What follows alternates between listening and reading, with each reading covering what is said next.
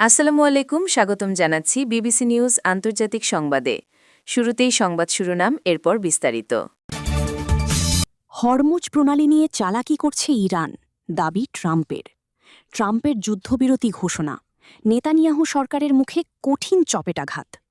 দিল্লিতে ইরানি রাষ্ট্রদূতকে তলব, গাজায় লাশের মিছিল, নিহতের সংখ্যা ৭২,০০০ ছাড়াল। দর্শক, এতক্ষণ শুনছিলেন সংবাদ শিরোনাম। এখন বিস্তারিত। আপনি যদি ইসরায়েলের ধ্বংস চান এবং মুসলিমদের পাশে থাকেন, তাহলে ভিডিওতে লাইক করে চ্যানেলটি অবশ্যই সাবস্ক্রাইব করে দিবেন এবং আপনার মূল্যবান মতামত অবশ্যই কমেন্টে লিখে জানিয়ে দিবেন। এখন বিস্তারিত। ট্রাম্পের যুদ্ধবিরতি ঘোষণা, নেতানিয়াহু সরকারের মুখে কঠিন চপেটাঘাত। মার্কিন প্রেসিডেন্ট ডোনাল্ড ট্রাম্পের সাম্প্রতিক যুদ্ধবিরতি ঘোষণাকে ইসরায়েলি প্রধানমন্ত্রী বেনিয়ামিন নেতানিয়াহু এবং তার জোট সরকারের জন্য একটি বড় ধরনের অপমান বা চপেটাঘাত হিসেবে দেখা হচ্ছে। ইসরায়েলি সরকার যেখানে লিটানি নদী পর্যন্ত লেবাননের ভূখণ্ড দখল করার পরিকল্পনা করছিল, সেখানে ট্রাম্পের এই আকস্মিক ঘোষণা তাদের সেই উচ্চাভিলাষী লক্ষ্যকে বাধাগ্রস্ত করেছে। বিশেষ করে সামাজিক যোগাযোগ মাধ্যমে ইসরায়েলকে বিমান হামলা বন্ধ করার ট্রাম্পের কড়া নির্দেশ নেতানিয়াহু প্রশাসনের জন্য বড় ধাক্কা হয়ে দাঁড়িয়েছে। ইসরায়েলি সরকার গত কয়েকদিন ধরে অত্যন্ত আত্মবিশ্বাসী ছিল। তারা লেবানন সরকারকে কেবল হিজবুল্লাহকে নিরস্ত্র করতেই চাপ দিচ্ছিল না, বরং হিজবুল্লাহকে সংসদ এবং সরকার থেকে পুরোপুরি বহিষ্কার করার দাবি তুলছিল। ইসরায়েলের অভ্যন্তরীণ জনমত যখন সরকারের ওপর চরম ক্ষুব্ধ, তখন ডানপন্থী ভোটারদের সন্তুষ্ট করতে লেবাননের শিয়া প্রধান গ্রামগুলোকে মাটির সঙ্গে মিশিয়ে দেওয়ার যে নীতি ইসরায়েল গ্রহণ করেছিল, ট্রাম্পের হস্তক্ষেপ সেই পরিকল্পনাকে প্রশ্নের মুখে ফেলেছে।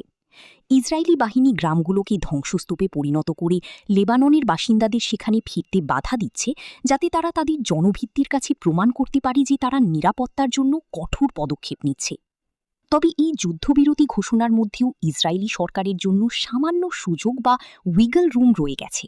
কারণ মার্কিন প্রেসিডেন্ট কিংবা পররাষ্ট্রমন্ত্রী মার্ক রুবিও কেউই এখন পর্যন্ত ইসরায়েলকে তাদের দখলকৃত ভূখণ্ড থেকে সরে আসার নির্দেশ দেননি।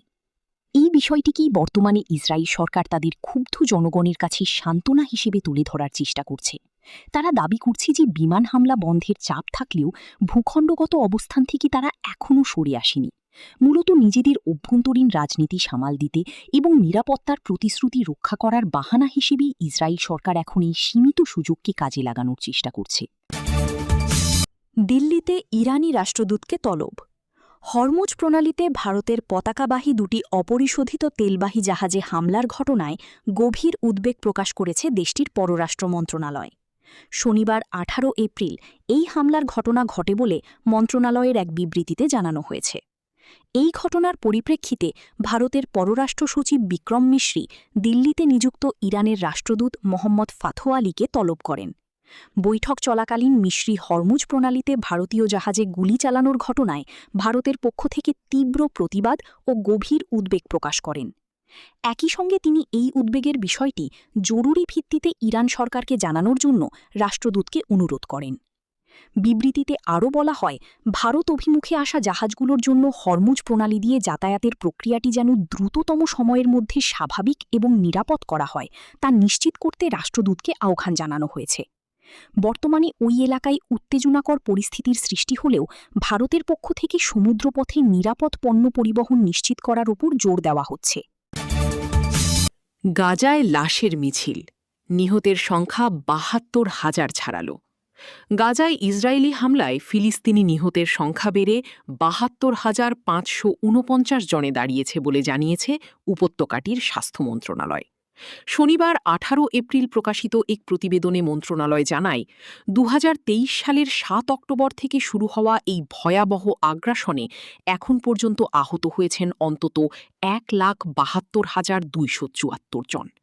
ফিলিস্তিনি বার্তা সংস্থা ওয়াফা জানিয়েছে, গত ২৪ ঘণ্টায় স্বাস্থ্য কর্তৃপক্ষ আরও ৮টি মরদেহ গ্রহণ করেছে, যার মধ্যে ৭ জন সদ্য পরিচালিত হামলায় নিহত হয়েছেন এবং একজনকে ধ্বংসস্তূপের নিচ থেকে উদ্ধার করা হয়েছে।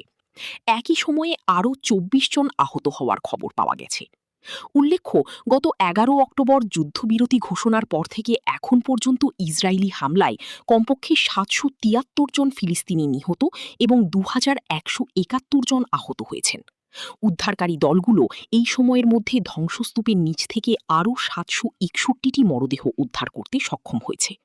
মন্ত্রণালয় আরও জানিয়েছে, মার্টার্স অ্যাপ্রুভাল কমিটি কর্তৃক যাচাই বাছাইয়ের পর সম্প্রতি মোট নিহতের তালিকায় আরও 196 জনকে অন্তর্ভুক্ত করা হয়েছে।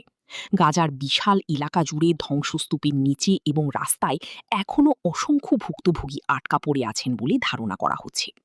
ইসরায়েলের অব্যাহত হামলা এবং ধ্বংসযজ্ঞের কারণে উদ্ধারকারী দলগুলো অনেক এলাকায় পৌঁছাতে পারছে না, যা হতাহতের পূর্ণাঙ্গ সংখ্যা নিরূপণের কাজকে অত্যন্ত কঠিন করে তোলে।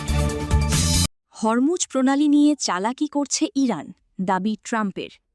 ইরানের বিরুদ্ধে হরমুজ প্রণালী নিয়ে চালাকি ও ব্ল্যাকমেইল করার অভিযোগ তুলে কড়া হুঁশিয়ারি দিয়েছেন মার্কিন president Donald Trump.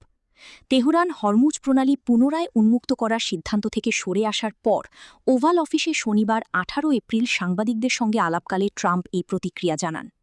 President Trump মন্তব্য করেন, গত 47 বছর ধরে ইরান যেভাবে নানা কৌশল অবলম্বন করে আসছে, এবারও তারা কিছুটা চালাকি করার চেষ্টা করছে।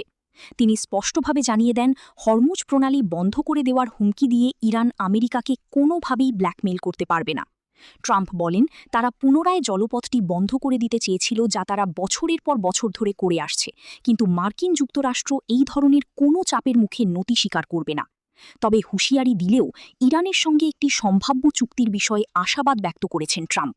পরিস্থিতির অগ্রগতি নিয়ে ইতিবাচক সুর মিলিয়ে তিনি বলেন, ইরানের সঙ্গে বর্তমানে আলোচনা চলছে এবং সবকিছু বেশ ভালোভাবেই এগোচ্ছে। দিন শেষে এই বিষয়ে আরও বিস্তারিত তথ্য পাওয়া যাবে বলেও তিনি গণমাধ্যমকে আশ্বস্ত করেন। ট্রাম্পের এই বক্তব্য তেহরানের ওপর চাপ বজায় রাখার পাশাপাশি কূটনৈতিক আলোচনার পথ খোলা রাখারই ইঙ্গিত দিচ্ছে।